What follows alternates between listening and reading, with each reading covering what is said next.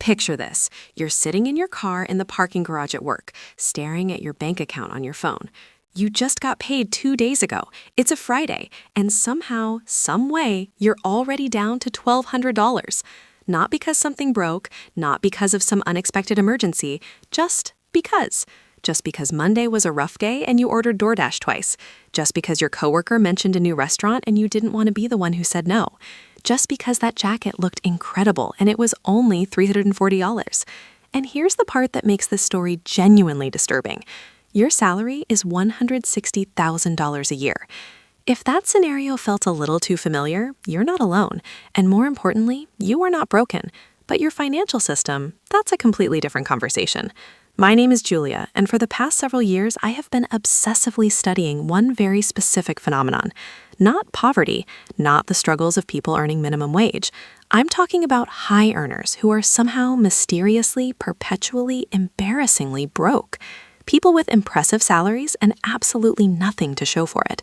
If you've ever felt like your paycheck disappears before you even understand what happened to it, subscribe to Julia Invests and hit that notification bell, because what I'm about to tell you is going to reframe everything you think you know about money and income. Let's start with the one thing nobody in your income bracket wants to admit out loud. A six-figure salary is not the finish line. It never was. We were sold this idea somewhere along the way, maybe in college, maybe from our parents, maybe from every movie where the character finally makes it and moves into a nice apartment with floor-to-ceiling windows. The idea that if you could just crack six figures, your money problems would be over. And tens of millions of people believed it. They worked for it, they studied for it, they sacrificed weekends and relationships and sleep for it. And then they got there. And the money problems didn't disappear. They just got more expensive. Here's the angle that nobody talks about. Lifestyle inflation isn't just about spending more when you earn more. That's the surface level explanation, the version of this story that gets told in every basic personal finance article. Cut your lattes, stop eating out, drive a used car. That's not what's actually happening. What's actually happening is something far more psychological, far more social, and far more invisible. Lifestyle inflation at the six-figure level is an identity problem disguised as a math problem. Let me say that again because it matters. Lifestyle inflation at the six-figure level is an identity problem disguised as a math problem. When you earn $160,000 a year, you don't just change your spending habits. You change how you see yourself. You change what you believe you deserve. You change what feels normal. You change what feels embarrassing. A $12 lunch starts to feel beneath you. Not because you've calculated that you can afford better, but because $12 lunches are for people who make $45,000, and you don't see yourself as that person anymore.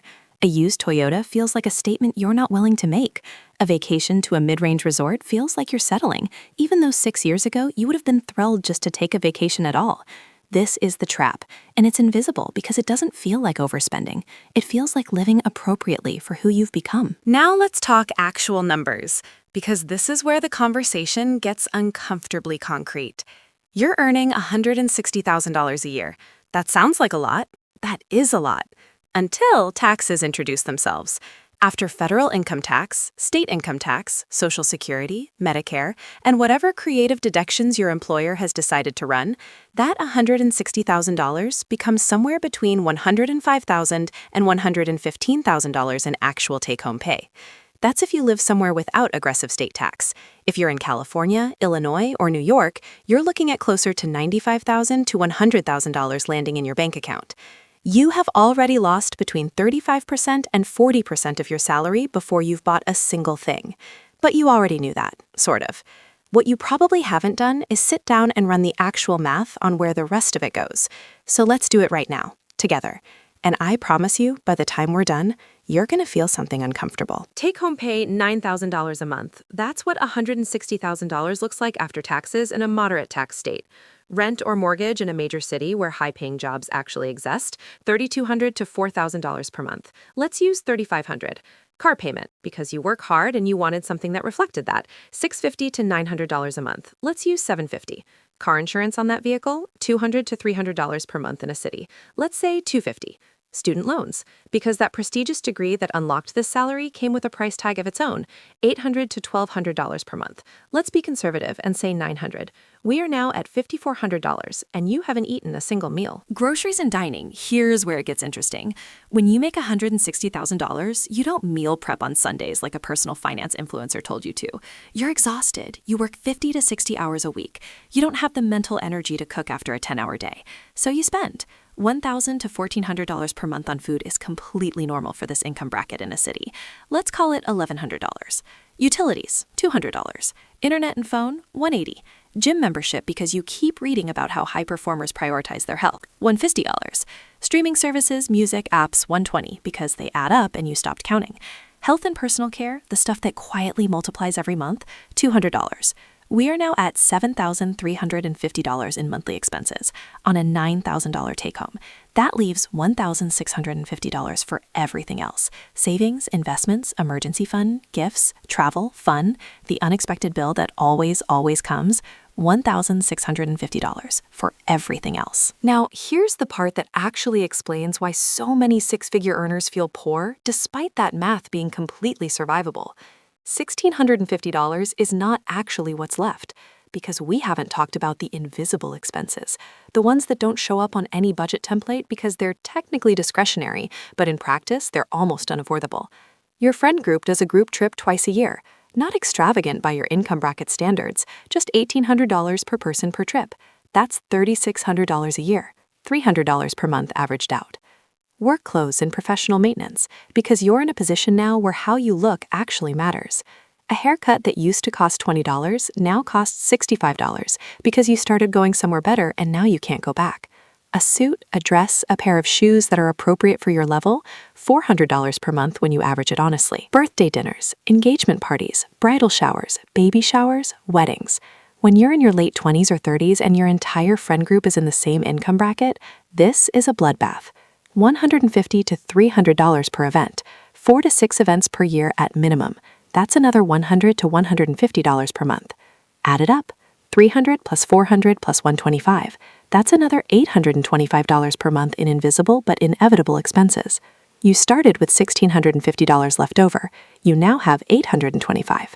And we still haven't had an emergency. Here's the part that separates the quietly broke six-figure earner from someone actually building wealth. The emergency. Not the dramatic, once-in-a-decade emergency, the completely ordinary, utterly predictable things that happen to everyone. Your car needs $1,400 in repairs, your laptop dies and you need a new one, you get sick and miss a week of work and medical bills arrive 2 months later, a flight home for a family situation. These aren't emergencies. These are life. And if you have $825 of actual cushion per month and no real emergency fund, every single one of these ordinary life events goes directly onto a credit card, where it immediately starts charging you 22% to 28% interest per year. And suddenly you understand why someone earning $160,000 a year is carrying $25,000 in credit card debt. Not because they're irresponsible, because the math was never going to work unless they built the system first. And nobody told them that. I want to talk about something that I think is the hidden engine behind almost all of this. Something that financial advisors rarely address because it lives in sociology, not spreadsheets. It's called reference group pressure, and it is financially destroying an entire generation of high earners. Here's how it works. When you earn $40,000 a year, your reference group, the people you compare yourself to, the people whose lifestyle set the bar for what's normal, are people earning roughly the same. You go to similar restaurants, you take similar vacations, you drive similar cars. The ceiling on your spending is naturally set by the ceiling on your circle. But when you move into a six-figure salary, something shifts. Your circle changes, your workplace changes, your LinkedIn changes, your entire social ecosystem upgrades to reflect your new status. And suddenly, the baseline for normal spending is set by people who might be earning $180,000, $200,000, $300,000. People who might also be broke, by the way, but that's invisible from the outside. You're now comparing yourself to people whose spending makes your spending feel modest. Your coworker bought a $1.1 million house. Your friend just came back from a 2-week trip to Japan. Someone in your office drives a car that costs more than some people's annual salary. And none of this feels extreme. In your reference group, it feels like Tuesday. So you don't adjust. You don't pause. You don't run the numbers. You just keep up. Because the alternative? Being the person in the group who can't keep up, who suggests the cheaper restaurant, who skipped a group trip, who drives the old car, that feels like announcing publicly that you're failing, even though you're earning six figures, even though you're doing objectively well by any historical measure. The perception of falling behind is powerful enough to override every rational financial instinct you have. Now, let's talk about the debt that nobody admits to. Not student loans. Everyone has those. Student loan debt is socially acceptable. You can mention it at a dinner party and people will nod sympathetically. I'm talking about the other debt, the credit card balances that don't go to zero, the personal loan you took out when 3 unexpected expenses hit in the same month, the buy now, pay later purchase that was interest-free for 12 months and then suddenly wasn't. The average American household carries around $9,000 in credit card debt. You know what households earning over $150,000 carry? Frequently more. Because here's what banks understand that high earners often don't internalize until it's too late. A high income makes you the perfect debt customer. You have a high credit limit. You have a good enough income to make minimum payments consistently. You have a credit score that lets you qualify for more cards. And you have a lifestyle that is perpetually outpacing your savings, which means you will keep using those cards. I've spoken to people earning $180,000 a year who are carrying $35,000 to $50,000 in credit card debt. Not across one card, across 5 or 6 cards, each carrying a balance just low enough to feel manageable. Their minimum payments are made like clockwork. Their credit score is still reasonable. From the outside, everything looks perfectly constructed. Nice apartment, nice car, tasteful social media presence. But internally, one job loss, one medical situation, one salary disruption of any kind, and the entire architecture collapses. Because there's no cushion, there's no buffer. There's nothing between the life they're performing and the financial reality underneath it. Let's talk about retirement, the conversation that high earners are the best at avoiding. Here's a number that should genuinely concern you.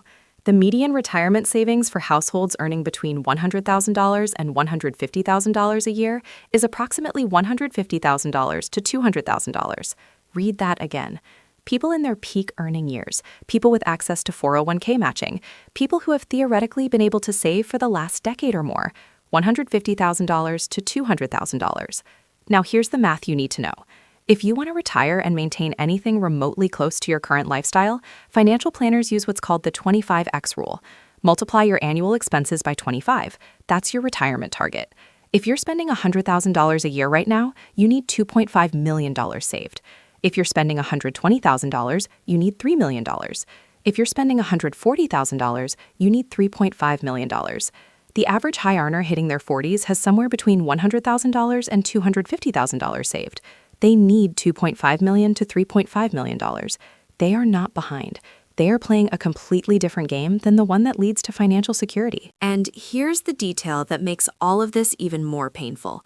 Many of these high earners are not even capturing their full 401k employer match. Think about what that means. Your employer will literally give you free money, extra compensation, no strings attached if you contribute enough to your retirement account.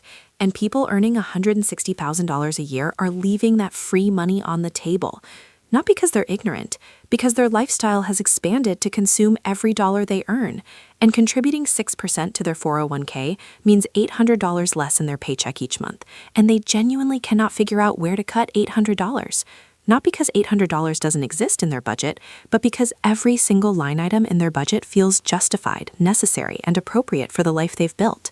They are too broke to accept free money. That sentence should feel wrong. It should bother you. Here's where I want to shift. Because I'm not interested in just describing the problem. I'm interested in explaining why the conventional solutions don't work. Every personal finance guru on the internet has the same 3 pieces of advice for high earners who are broke. 1, budget better. 2, cut your expenses. 3, invest more. And if those 3 things actually worked, we wouldn't have an epidemic of broke high earners. Those solutions fail because they treat a behavioral and identity problem like a math problem. You cannot budget your way out of an identity crisis. You cannot cut expenses when every expense you have is tied to how you see yourself and how others see you. The person who drives the luxury car doesn't need to be told that a used sedan would free up $700 a month. They know that. They knew that when they signed the lease. What they couldn't reconcile was how to make that choice without feeling like they were announcing failure to themselves and everyone around them. So what actually works? The first shift is definitional. You need to redefine what financial success means in your income bracket. Right now, your reference group is defining success as spending at a certain level. Nice home, nice car, nice vacations, nice clothes, the performance of success. Real financial success for a high earner looks completely different. It looks like a growing net worth. It looks like investments that are quietly compounding. It looks like an emergency fund that can survive 6 months of zero income. It looks boring from the outside, and that's exactly why it works. The second shift is structural. You cannot rely on willpower. You cannot earn $160,000 a year, see $9,000 hit your bank account, and expect yourself to voluntarily choose to save and invest a significant portion of it before spending on things you want. That is not a plan. That is a wish. The people who build real wealth at the six-figure level don't trust themselves with money, not because they're undisciplined, because they understand that money sitting in a checking account is money that will eventually be spent, so they automate the decision.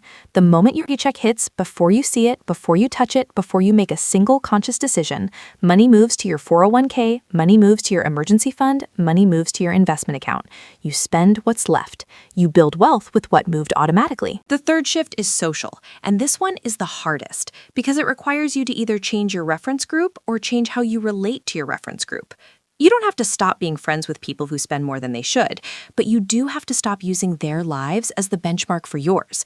You have to get comfortable being the person who drives the sensible car while your coworker drives the German luxury vehicle. You have to get comfortable skipping the Portugal trip and not explaining yourself or performing guilt about it. You have to get comfortable knowing your financial picture in detail when everyone around you is specifically avoiding knowing theirs. This feels socially uncomfortable for a while, and then it starts to feel like the most powerful thing you've ever done, because you'll start to notice something. The people who look the most financially successful are often the most financially fragile, and the people who look like they're just living a quiet, normal life are the ones quietly building something real. Let me tell you what the math looks like when you actually fix this. Same salary, $160,000. Same take home, $9,000 per month. You automate 15% of your gross to retirement. That's $2,000 per month going to your 401k. You're getting an employer match on top of that. You automate $500 per month to a high-yield savings account until you have 6 months of expenses saved. You now have $6,500 per month to work with for all your expenses. That requires a housing choice that doesn't exceed $2,500, a car that costs $400 per month or less, not $750, a real honest look at food spending. Those are real sacrifices, legitimate ones. But here's what's also real. In 5 years, you have $120,000 in retirement savings just from those contributions, plus compounding, plus employer match. You have a fully funded emergency fund. Your net worth is moving in a direction that will eventually give you options that no salary alone can give you. Options like leaving a job you hate. Options like working less. Options like retiring earlier than 67. The uncomfortable truth that I want to leave you with today is this. The lifestyle trap for high earners is not a design flaw in the system. It's a feature. An economy that depends on consumption needs its highest earners to consume enthusiastically. It needs them to lease the car instead of buying. It needs them to upgrade the apartment. It needs them to take the vacation on credit. It needs them to feel like they deserve everything their income can technically access. The moment you step outside of that system, the moment you decide that your net worth matters more than your lifestyle's appearance, you stop being a perfect consumer and start being something rarer, someone who is actually winning. Not performing winning, actually winning. Most people reading this will feel something shift right now. A recognition, a small, uncomfortable jolt of truth. And then they'll go back to exactly what they were doing. Because change requires more than awareness. It requires a decision that your future financial freedom is worth more than today's lifestyle comfort. And that decision is harder than it sounds when you're surrounded by people who are all making the comfortable choice and dressing it up as deserving it. But for the ones who make that harder decision, for the ones who automate first and stand second, for the ones who redefine success in terms of net worth, not appearances, for the ones who get comfortable with being misunderstood by their reference group, the math gets very, very interesting. $160,000 a year invested aggressively over 20 years, that's not six-figure net worth territory. That's generational wealth territory. The income was never the problem. The question was always what you decided to do with it.